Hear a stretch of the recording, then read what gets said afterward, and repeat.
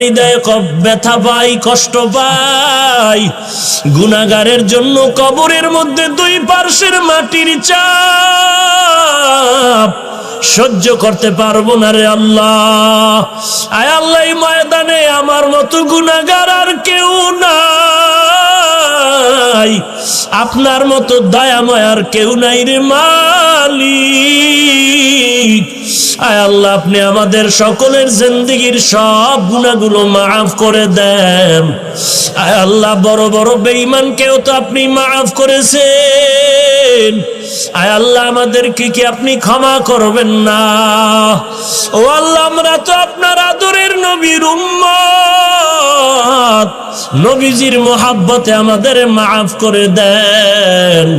আয় আল্লাহ, গুনার কারণে দিলটা পাথর হয়ে গেল, চোখে পানিও নাই, কান্নাওয়ালা চক্ষু দান করেন আল্লাহ, কান্নাওয়ালা চক্ষু দান করেন আল্লাহ, কান্নাওয়ালা চক্ষু দান করেন আল্লাহ, কান্নাওয়ালা চক্ষু দান করেন আল্লাহ।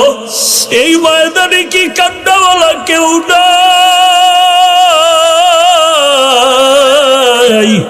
আয় আল্লাহ, গুনাহগার বলে ফিরাইয়া দিয়েন না রে মালিক।